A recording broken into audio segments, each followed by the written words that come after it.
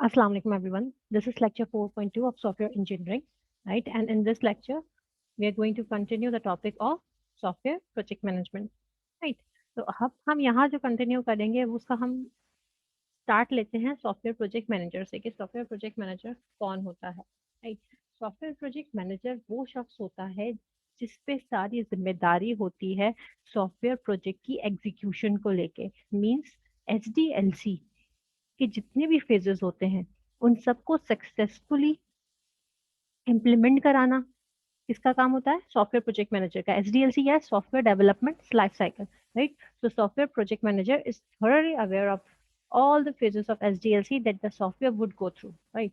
So project manager may never directly involve in producing the end product, right? but end product भले वो involve नहीं होता directly, but वो control करता है और वो मैनेज करता है। सॉफ्टवेयर प्रोजेक्ट मैनेजर वो सारी एक्टिविटीज जो सॉफ्टवेयर की प्रोडक्शन में कैरी होती है, राइट? और वो बहुत क्लोजली मॉनिटर कर रहा होता है डेवलपमेंट प्रोसेस को और प्लान्स एग्जीक्यूट करवाता है, प्रिपेयर कराता है, arranges necessary and adequate resources, right? कि अगर वर्क एम्प्लॉयमेंट्स नहीं है तो एम्प्लॉयज़ को बढ़ाना है या एम्प्लॉयज़ को कम करना है, कम्युनिकेशन कैसी करनी है, किससे करनी है, कहाँ जाके करनी है, राइट? कॉस्ट क्या आनी चाहिए, बजट क्या होना चाहिए, रिसोर्सेज कितनी होनी चाहिए, कितनी नहीं होनी चाहिए, उन रिसोर्सेज को फिर अवेल कैसे करना है, क्या टाइम होना चाहिए, क्या क्वालिटी होनी चाहिए, कस्टमर कितना सेटिस्फाई है, कस्टमर को किस तरह सेटिस्फाई करना है, ये सारी रिस्पॉन्सिबिलिटी सॉफ्टवेयर प्रोजेक्ट मैनेजर पे होती है, राइट? तो let's more discuss the few responsibilities जो सॉफ्टवेयर प्रोजेक्ट मैनेजर के कंधों पे होती है, राइट? अगर उन सारी रिस्पॉन्सिबिलिटीज को मैं ब्रॉडली क्लासिफाई करूँ तो उसकी टू मेन कैटेगरीज है। Number one is managing people and number two is managing project. दो काम कर रहा होता है सॉफ्टवेयर प्रोजेक्ट मैनेजर, लोगों को मैनेज करता है और प्रोजेक्ट को मैनेज करता है। कैसे?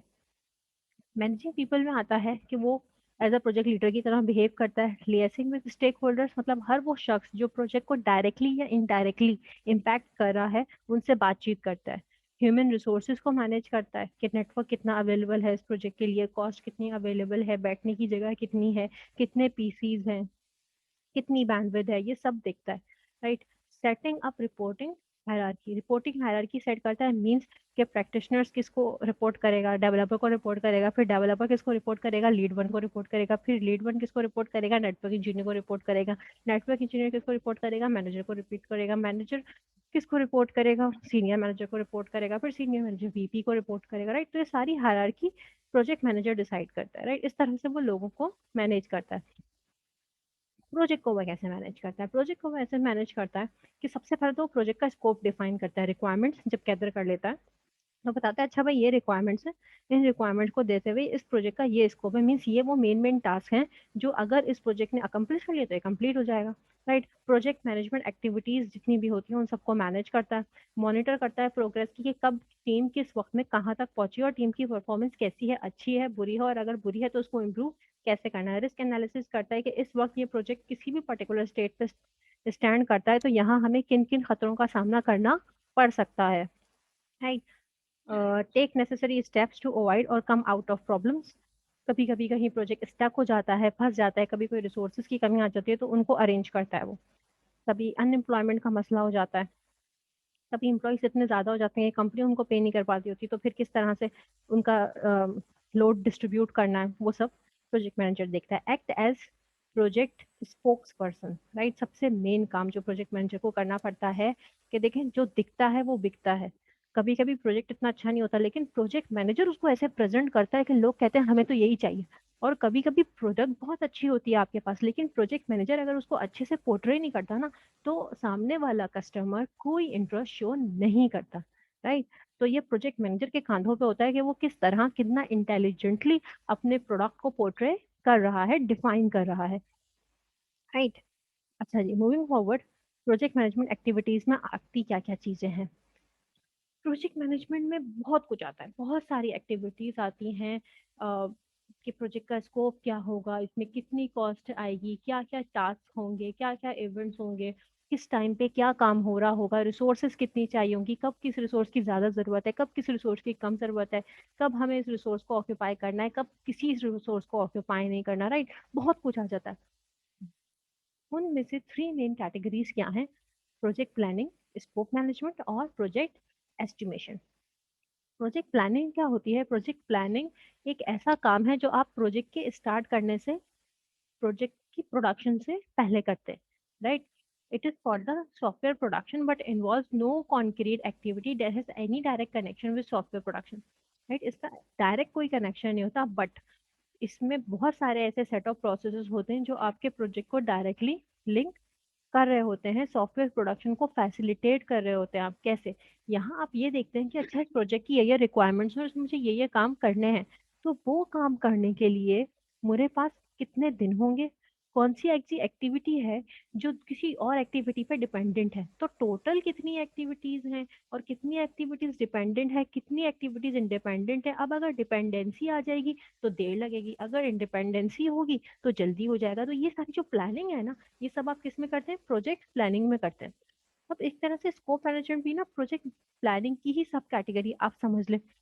ये भी प्रोजेक्ट प्लानिंग का ही पार्ट होता है एक तरह से, कि आप ये डिफाइन करते हैं कि कितने टास्क मुझे एक्चुअल परफॉर्म करने कि ये प्रोडक्ट मेरा डिलीवरेबल बन जाए, कि मैं इसको डिलीवर करने के काबिल हो जाऊं, कंप्लीट हो जाए, राइट? तो स्कोप मैनेजमेंट के लिए बहुत जरूरी होता है कि आप प्रोजेक्ट की बाउंड्रीज बता दें कि ये वो maximum to maximum, minimum to minimum task हैं, सॉरी, ये वो मिनिमम टू मिनिमम टास्क हैं कि अगर आप ये फुलफिल कर लेंगे तो आप ये कह सकते हैं कि हाँ, मेरी प्रोडक्ट कंप्लीट है, right? So this makes project to contain limited and quantifiable tasks which can easily be documented and in turn avoids cost and time run, right?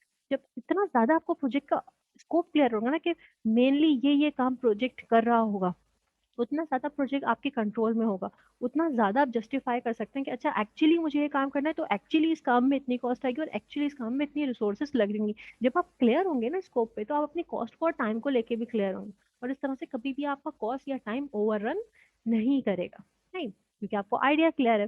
The third one is project estimation. Project estimation, अगर आपको वाकई एक effective management करनी है तो बहुत जरूरी है कि आप as best as possible estimations करें कि एग्जैक्टली मेरे सॉफ्टवेयर का साइज क्या होगा, एग्जैक्टली मेरे सॉफ्टवेयर पे कितने लोग काम कर रहे होंगे, मेरे सॉफ्टवेयर को कितनी रिसोर्सेज चाहिए होंगे, इतने लोग, इतनी रिसोर्सेज और इतने टाइम के साथ मेरा सॉफ्टवेयर टोटल टाइम कितना ले रहा होगा, राइट? और इतने लोगों और इतने उन लोगों का इतने एफर्ट और उन लोगों के रोज इतना काम करने के बाद मेरे सॉफ्टवेयर पे क्या कॉस्ट आ रही होगी।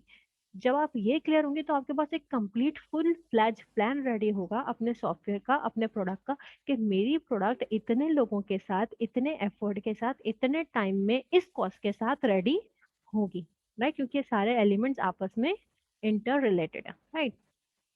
सो अब प्रोजेक्ट एस्टिमेशन कैसे काम करती है, क्या टेक्निक्स होती हैं प्रोजेक्ट एस्टिमेशन की, इसको हम नेक्स्ट लेक्चर्स में डिटेल में डिस्कस करेंगे कि हम किस तरह से एस्टिमेट कर रहे होते हैं line of cost, line of code की बेसिस पे, कि हमारा कोड पे कितना एफर्ट लगेगा, राइट? तो बेसिकली जो ये टेक्निक है प्रोजेक्ट एस्टिमेशन की, इसमें टू मेन की टेक्निक्स होती हैं, decomposition technique and empirical estimation technique. जो ज़्यादा पॉपुलर है, जो ज़्यादा प्रैक्टिकल है, वो है एम्पिरिकल एस्टिमेशन टेक्निक। खैर हम दोनों देखेंगे, डिकम्पोजिशन टेक्निक को पहले देख लेते हैं। डिकम्पोजिशन टेक्निक क्या होती है?